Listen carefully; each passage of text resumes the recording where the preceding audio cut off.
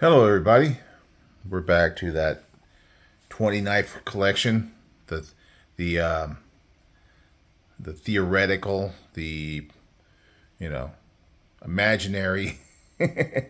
Anyway, it's that whole 20 knives. What if I had to trim down, do some deep cuts, deep cuts to get down to 20 from my 350 whatever lots of knives. It's really tough. So we're part way through here. We'll get out the ones in the case, and clearly we got to have Spyderco. At least one. At least one. I got 4 candidates just sitting here to the side. So let me get these ones out that we've already picked, and they're all bangers. We got the Rockstead, the Dixon, the Evo. We got the Spartan Harsey. And last that came in here is the Chris Reeves in Cozy. So definitely top-notch knives. Definitely deserve a place in the 20. But there's only 15 places left. So what are we going to do? It's going to get a little crazy up in here. So we're going to move these guys down a little bit. We're going to have to get into a bigger mat while we can. And then it's going to end up being, just a free-for-all on the table. Because it's 20 knives. Takes up a lot of room. So I got four knives here on the side. And it could have been more. It could have been more. There's definitely a lot of great Spydercos in my collection. And I'm going to pick one of them, but that doesn't mean that the other ones won't make it in. It's just going to have to be how it goes. How's it going to go? It's kind of hard to say. So I got the Swedish buoy, the smock, the shaman, and the classic PM2, paramilitary 2. So we got to decide. So we'll move these guys out of the way, and we'll put it all back together at the end. But yeah. So, have you ever thought about, if you're a big Spyderco collector, have you thought about what's your favorite? I have other ones. I got the Yojumbo. I love that one. I got a Military 2, which is very awesome. I got a Carahawk, that Karambit Spyderco. I got a Tenacious that's in M4 steel. Tenacious is a cool knife, and it usually comes in the 8 CR, 13 MOV, but I got it in M4, so it's a great knife.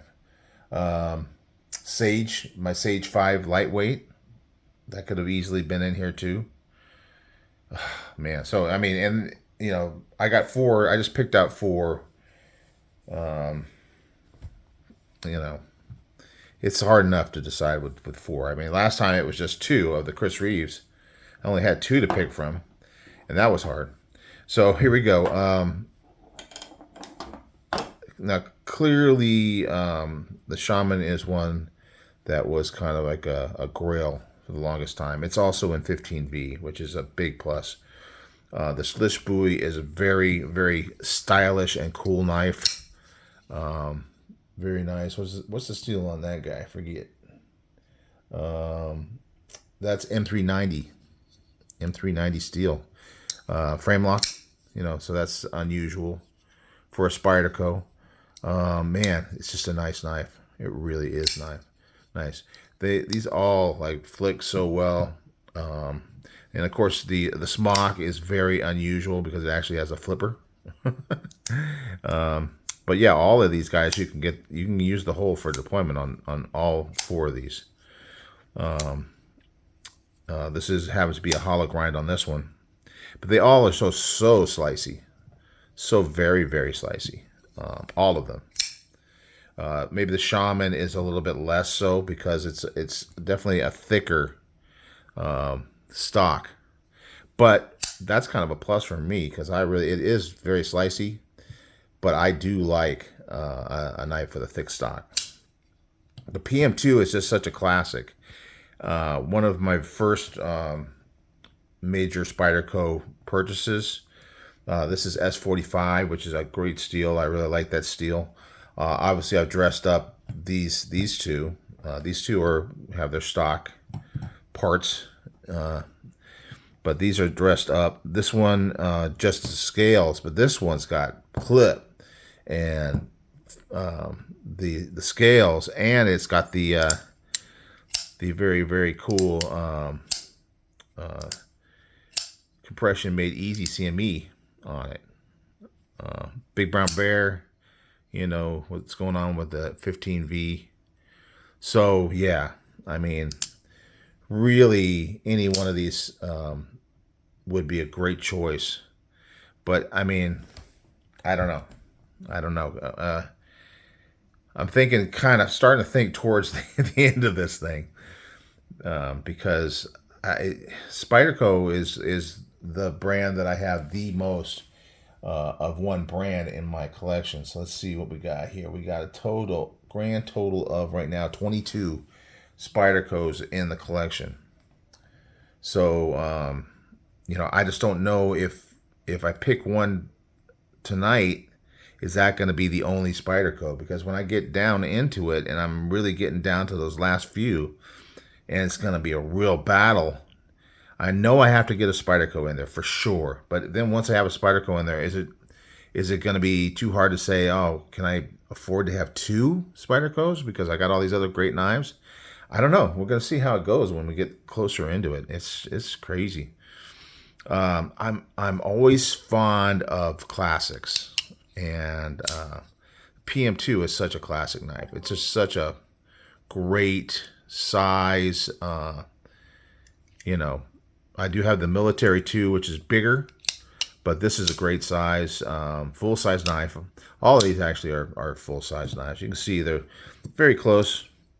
You know, PM2, that's like usually a size comparison knife, and I think most everybody sees the PM2 as a full size knife. So the smock and the buoy are a little bit smaller, and then we're right there about that same size with the Shaman. Shaman's a classic too. It was definitely a hard one to get because I wanted it for a long time and just never got the right opportunity. And once I did, you know, I was just over the moon. So yeah, I think right now, as hard as it is, I'm gonna break it down to, I mean, this is a great knife. It's just a nice, I mean, the handles, if you haven't, because before I had owned this one and had it in hand, I had really no idea of how cool it was, other than the fact that people were very excited about it. But now it's down to two classics. Got the 15V. That's definitely, you know, in my collection, I do like to have a mixture of different steels. Now I have S45 here, but I also I'm rocking the S45 in my Spartan Harzy as well. So that might be a reason.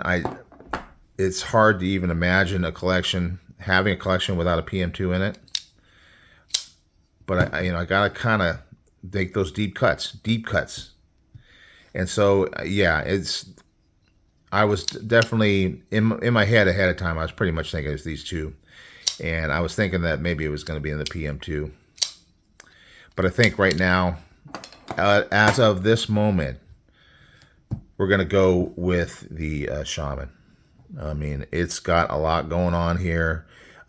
Rips Garage Tech scales, titanium.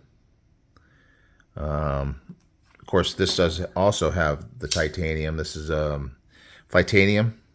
These are great too. Great. Yeah, Shaman just has a little bit more mystique to it. You know, it's like the PM2 is very relatively common out there in the knife world, and there's so many different versions of it and everything like that.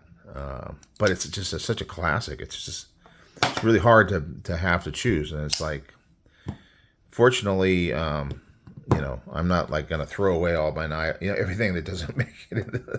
I'm not gonna say, oh, okay, that's it, 20, and I'm just gonna get rid of all the other ones. So I'll sell them for $10 on eBay for everything. No, no, that is not going to happen. Don't get excited. Not going to happen. Yeah, this is a great knife. Front flipper. That was took me a while to realize that that was even a thing. And not the perfect front flipper, but it definitely can do it, especially when you're not on camera. Yeah, I kind of, the only regret is that I wish I had gotten the titanium CME, but it was the first CME that I bought, and maybe at some point I'll try to figure out how to cut that thing off and start over and get the titanium. I don't know, maybe, but it works so well because this one does have that nub that gets on your finger. I'd worked out how to get around it, but yeah, so great knife to add to all the beauties, the lovely knives in the collection. Yeah, so I'm like, right now I'm kind of in a knife collection hole. I don't know how else to put it. I've already bought some knives, and they're kind of slow boating it here. Not coming from China. One's USA. Let me think. What am I getting?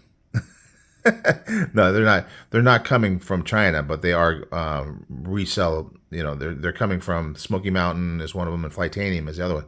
I don't know, Flytanium. I think they're more local. So anyway, I got those two coming in, and I've been waiting and watching, you know, the tracking like I do. So I really don't have anything to show you brand new, but man, these are some great knives to kind of help me spend my days while I'm waiting and thinking about the next thing. I'm still in that financial bind a bit. I'm still in this work thing that makes me want to buy knives, but a little bit better day to day. So hopefully that means I'm kind of getting over the hump of this new office and all the problems that we're having, and hopefully that's going to go to the wayside, and I could just focus on knives and having fun with knives. And got a couple coming in this weekend, so that'll be fun. And yeah, and then next paycheck's coming up end of the month. I should be a little bit more fluid with money, and hopefully I can maybe start thinking about the next thing. But that's where I am right now, and I'm enjoying, because I have so many knives. Might as well get back into it. These great ones that are out here on the table. And yeah, we're going to keep going. We're up to number 6 now. And it's starting to feel scary a little bit because there's 14 left to pick. We're not to the halfway point yet, so that's still good. But there's so many good knives to choose from. So we'll just take it day by day, and we'll figure it out. Probably throw in another one to the 20 over the weekend, and we'll keep going next week. Maybe it'll take a couple weeks to get this all done. We'll see. All right, guys, that's it for tonight. Thanks for watching. Definitely enough talking and all that good stuff. And did I make the right decision? Or should I just gone with the Slish Buoy, or should I have gone with a smock? I mean, all of these are just top notch. All of them are top notch. So I don't know. I can't be sure that I made the right decision, but I had to go with something. I had to make a decision, and I did. It's a smock. So you guys have a good one, and I will see you on the next one. Bye.